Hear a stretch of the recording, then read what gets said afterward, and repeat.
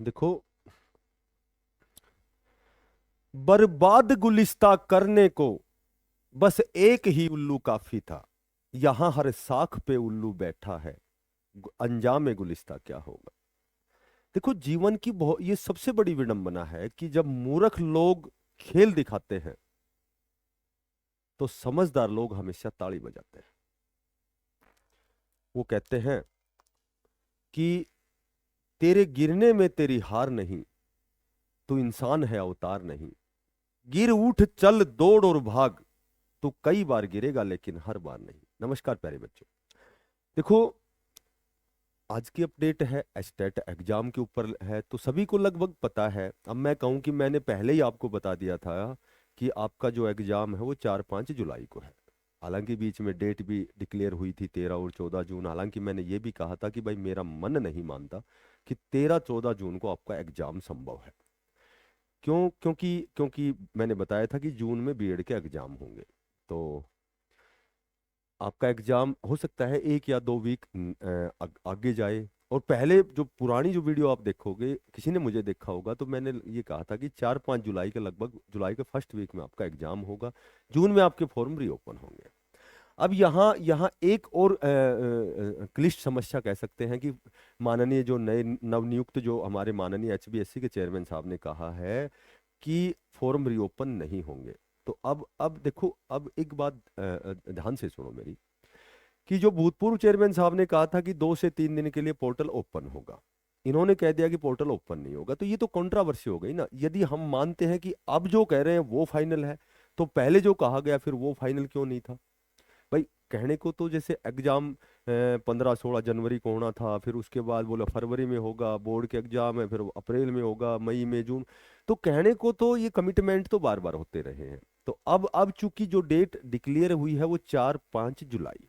तो 4-5 जुलाई, इस पर भी हम बात करें, देखो इस पर भी बात करें कि आपका एग्जाम 4-5 जुलाई को, ठीक है। अब नहीं होगा, देखो नहीं होगा, ये कहूं मैं नहीं होगा, होगा। अब दोनों बातों में थोड़ा सा हम कंपेयर करें, नहीं होगा तो क्यों नहीं होगा भाई, एग्जाम क्यों नहीं होगा? और होगा इसलिए होगा क्योंकि अगला जो 2026 का जो है, इस साल का जो स्टेट है वो नवंबर दिसंबर में होना है। तो दोनों के बीच अंतराल 6 महीने का होना चाहिए। तो होगा, ये तो कन्फर्म होगा। इसमें तो लगभग मैं कहूँ तो 90% अब 4-5 जुलाई को एग्जाम होगा। 10% नहीं होगा, 10% नहीं होगा। इसके पीछे अगर मैं तथ्यात्मक बात करता हूं, तो इसके पीछे तो ये बात निकल के आती है कि एक तो एक तो आपके बीएड का एग्जाम है, ठीक है। हालांकि यूपी टेट का एग्जाम है, ऐसा बच्चों ने गुहार लगाई है, यूपी टेट। तो देखो, ये कोई बहुत बड़ा मामला नहीं है कि दूसरे स्टेट का कोई एग्जाम है, नहीं। ये हमारे स्टेट का जो एग्जाम है, तो इसमें दूसरा स्टेट का एग्जाम है, यहाँ कोई विरोधाभास नहीं है। तो ये बहुत ज्यादा मायने नहीं रखता। हाँ, ये थोड़ा सा मायने रखता है कि 4-5 जुलाई को, 1 तारीख को बीएड का एग्जाम है। तो चूंकि बीएड का एग्जाम है तो वो बच्चे भी एस्टेट का एग्जाम देना चाहेंगे। क्योंकि एस्टेट का एग्जाम इसलिए देना चाहेंगे कि हमें पता है कि लगभग बहुत बड़े स्तर पर जो जेबीटी टीजीटी पीजीटी का नोटिफिकेशन इसी एस्टेट पे आएगा। ठीक है, हो सकता है कि अगले टेट के ऊपर आए, हो सकता है कि नवंबर दिसंबर के टेट के बाद में टीजीटी पीजीटी की भर्ती हो। पर हम ये अवसर तो नहीं छोड़ना चाहते ना। तो हम भी ये चाहते हैं कि हमारा बीएड का एग्जाम भी दें हम, और 1 वीक थोड़ा सा और आगे जाए। तो ये जो प्रोबेबिलिटी है, ये प्रायिकता तो 10% है, लेकिन 90% इसलिए होगा क्योंकि अगला 2026 का एस्टेट होना है। तो इसलिए 4-5 जुलाई को आप मान सकते हो कि ये एग्जाम आपके लिए बहुत अनिवार्य है। और बाय द वे, 1 वीक बाद सरक भी गया तो क्या, उससे क्या हो गया? क्योंकि एग्जाम तो हम 4-5 जुलाई को ही समझ के करेंगे ना, ताकि हमारा स्टेट पास हो। हम देखेंगे कि भाई पहले भी डेट आती रही है, हो सकता है ये भी पोस्टपोन होगी, ये डेट भी स्थगित होगी।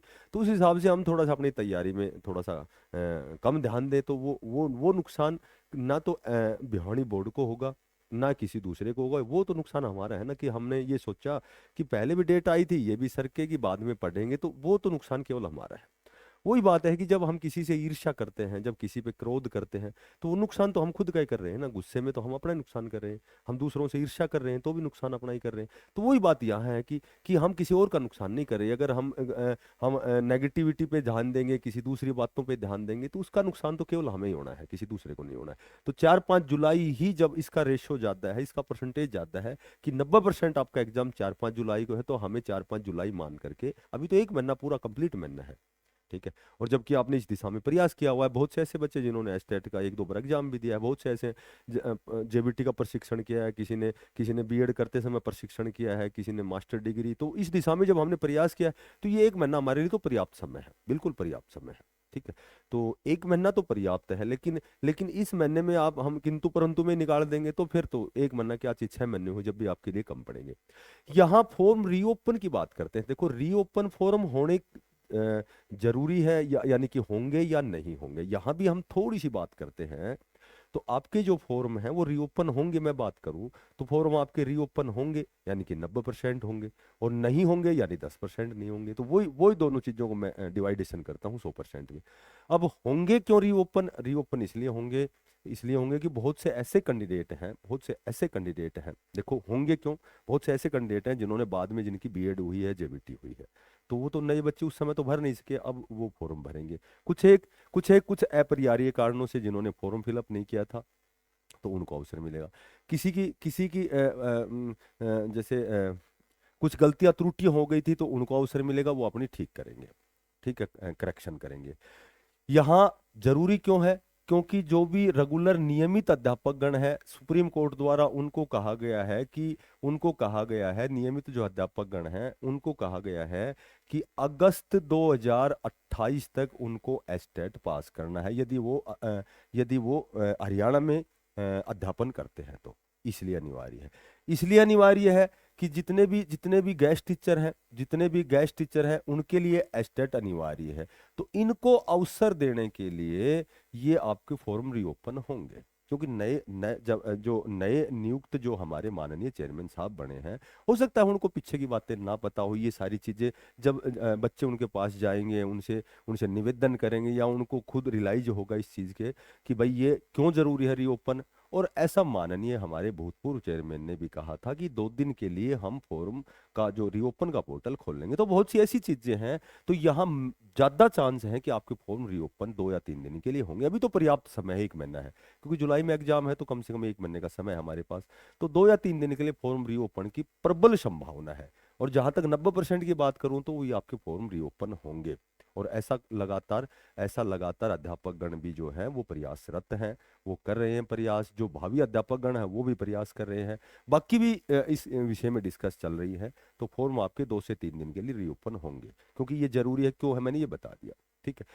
नहीं होंगे ये इसलिए नहीं होंगे 10%, क्योंकि वर्तमान में जो हमारे चेयरमैन साहब उन्होंने कहा है कि फॉर्म रीओपन नहीं होंगे। तो ये हम 10% मान सकते हैं कि अगला जो 2026 का एस्टेट जो नवंबर दिसंबर में होना है वो भी होना है।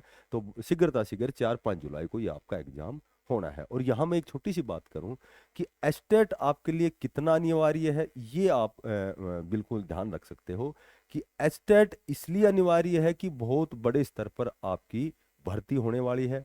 और ये एस्टेट जो आपकी जो पहली सीढ़ी है, ये कह सकते हैं कि वो फॉर्म भरने से पहले एस्टेट आपका मैंडेटरी डॉक्यूमेंट्स है, मैंडेटरी जो बहुत ही अनिवार्य आपका दस्तावेज है, उसके बाद ही आप फॉर्म फिल कर सकते हैं।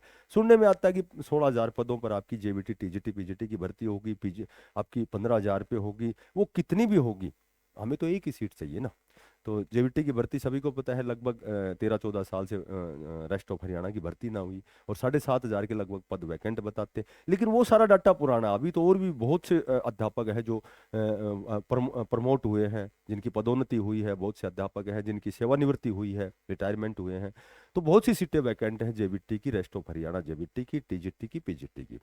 क्योंकि सिर्फ नियमित भर्ती के चक्कर में आप खुद देख रहे हैं कि इनके जो पहले हरियाणा कौशल रोजगार निगम के तहत जो आपके मैसेज, शॉर्ट लिस्ट के मैसेज ज्वाइनिंग होती थी, वो वहाँ भी स्टे लगाया हुआ है। तो आप समझ सकते हैं कि ये भर्ती आपकी क्यों रुकी हुई है, नोटिफिकेशन क्यों नहीं आ रहा, सिर्फ एस्टेट की वजह से। आपका एस्टेट का एग्जाम होगा, आप उसके बाद उसका परिणाम जारी होगा, और उसके बाद आपकी जो ये है डे बाय डे आप देखोगे कि कभी जेबीटी का नोटिफिकेशन आ रहा है, कभी टीजीटी का, कभी पीजीटी का।